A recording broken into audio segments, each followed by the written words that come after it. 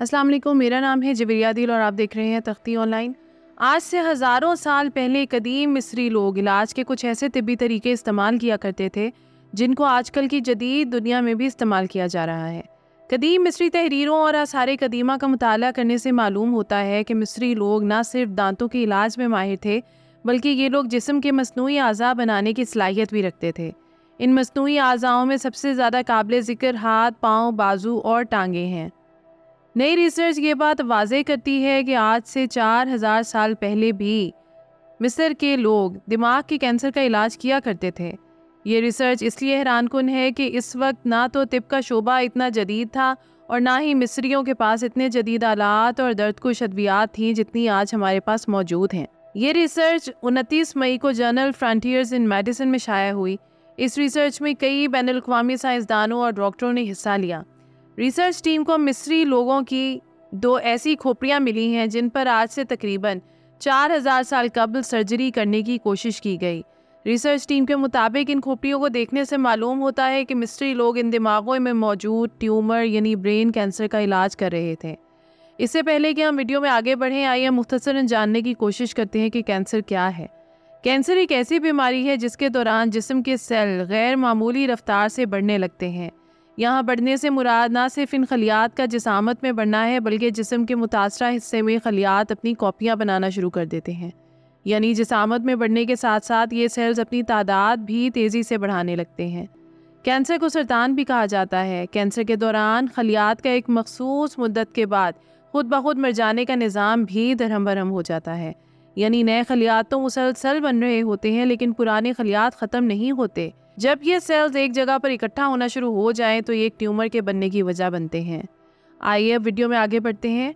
اس study کی کو author Germany کی ٹیوبینجن یونیورسٹی میں بطور ریسرچر کام کرنے والی ٹیٹیانا ٹونڈینی کا اس حوالے سے کہنا تھا کہ بلا شبہ فوسلز کو دیکھنے سے یہ بات پتہ چلتی ہے کہ قدیم مصری سر کے پیچیدہ فریکچرز کا علاج کرنا جانتے تھے، لیکن اب فوسلز کو دیکھنے سے یہ بھی معلوم ہوا ہے کہ قدیم مصریوں کی جانب سے دماغ کی کینسر کا علاج کرنے کی کوشش بھی کی گئی، لیکن ممکنہ طور پر ٹیکنالوجی کے فقدان کی وجہ سے شاید قدیم مصری اس میں زیادہ کامیاب نہیں رہے ہوں گے۔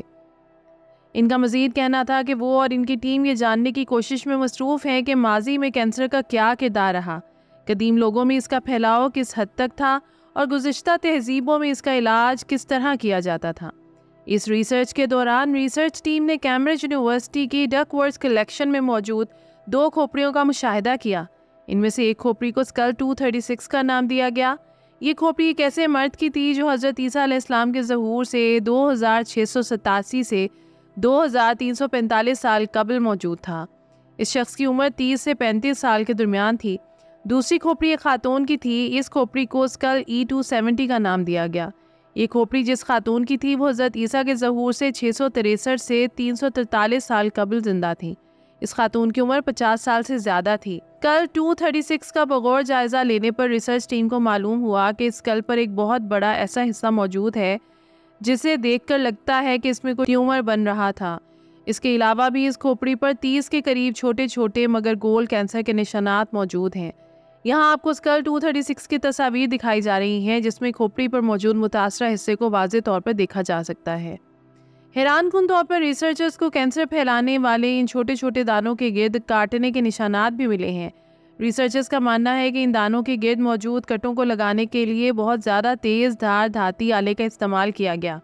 اس حوالے سے اس ریسرچ کی ایک اور کو آتھر اور اسپین میں یونیورسٹی ہاسپٹل سیگریڈ کور میں کینسر کی سرجری میں ماہر ڈاکٹر البرٹ ایزیڈرو کا کہنا تھا کہ ایسا لگتا ہے کہ کینسر کے خلیات سے نپٹنے کے لیے قدیم مصری لوگ کسی نہ کسی طرح سرجری کا سہارا لیا کرتے تھے۔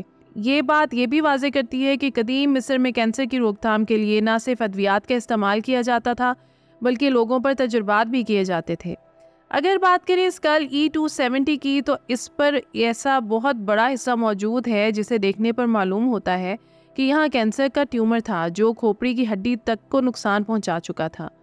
ریسرچرز کا ماننا ہے کہ کھوپڑی پر موجود اس نشان کو دیکھنے سے معلوم ہوتا ہے کہ قدیم تہذیبوں میں بھی کینسر کی بیماری عام تھی۔ اسکل E270 کا بغور جائزہ لینے پر معلوم ہوتا ہے کہ اس پر ٹیومر کے 2 ایسے نشانات بھی موجود ہیں جو ٹھیک ہو چکے تھے۔ ان دو نشانات میں سے ایک نشان تو قریب سے کسی تیز دھار آلے کی مدد سے کیے گئے حملے کا نتیجہ معلوم ہوتا ہے۔ چونکہ یہ دونوں گھاؤ بھر چکے تھے، اس لیے یقیناً متاثرہ عورت کو طبی مدد دی گئی ہوگی، جس کی بدولت وہ بچ نکلنے میں کامیاب رہی ہوگی۔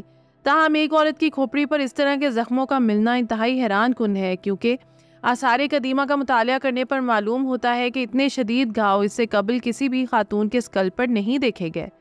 جب ٹونڈنی سے خاتون کی کھوپڑی پر ملنے والے ان نشانات کے حوالے سے سوال کیا گیا کہ آیا یہ خاتون کسی جنگ کا حصہ تھی، تو ان کا جواب تھا کہ اگر ایسا ہے تو ہمیں ماضی میں موجود خواتین کے جنگی کردار پر نظر ثانی کرنے کی ضرورت ہے، تاکہ ہم یہ سمجھ سکیں کہ آیا قدیم مصریوں میں خواتین بھی جنگوں میں شریک ہوا کرتی تھی۔ اگر ایسا ہے تو جنگوں میں ان کا کردار کیا رہا ہوگا۔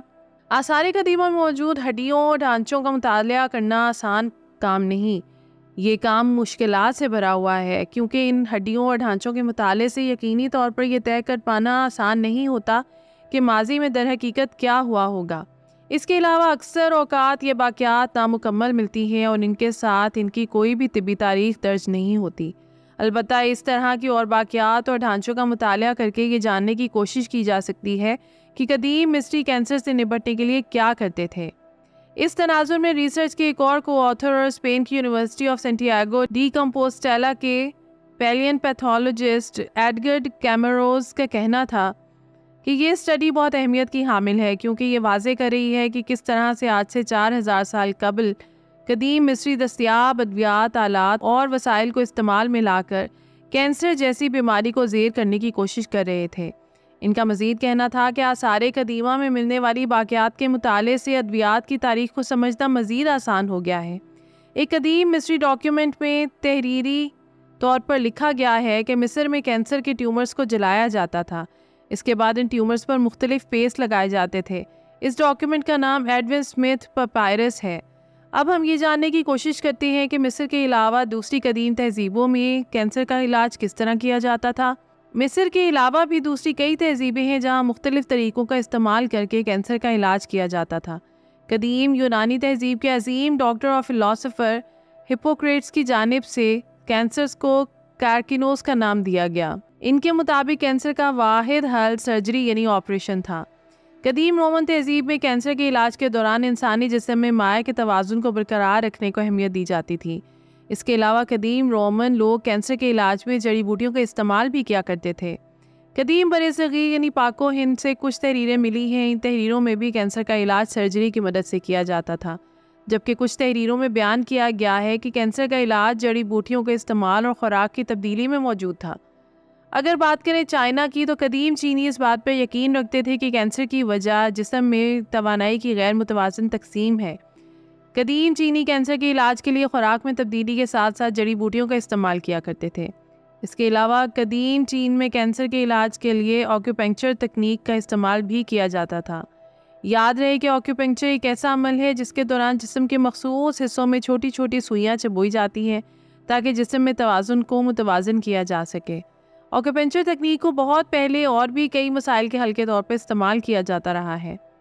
اگرچہ قدیم تہذیبوں میں کینسر کو ٹھیک کرنے کے لیے اپنائے گئے طریقے اتنی جدید اور درست نہ تھے جتنے آج کی میڈیکل سائنس میں موجود ہیں، لیکن ان طریقوں نے کینسر کو سمجھنے اور اس سے لڑنے میں انسانیت کی خاطر خواہ مدد کی ہے۔ یہ بات یہ بھی واضح کرتی ہے کہ کس طرح انسان ہمیشہ ہی سے جان لیوا بیماریوں کا علاج ڈھونڈنے کے لیے جدوجہد کرتا چلا آیا ہے۔ تو یہ تھی آج کی ویڈیو۔ امید کرتی ہوں کہ یہ ویڈیو آپ کے لیے بہت انفارمیٹیو اور دلچسپ رہی ہوگی۔ آپ سے گزارش ہے کہ ویڈیو کو لائک کریں اور ایسی ہی مزید دلچسپ، انفارمیٹیو اور ایجوکیشنل ویڈیوز کے لیے ہمارے چینل تختی آن لائن کو سبسکرائب کر کے بیل آئیکن کو بھی لازمی پریس کر لیں۔ شکریہ۔ ملتے ہیں ایسی ہی کسی نئی ویڈیو میں۔ مجھے دیجیے اجازت۔ اللہ حافظ۔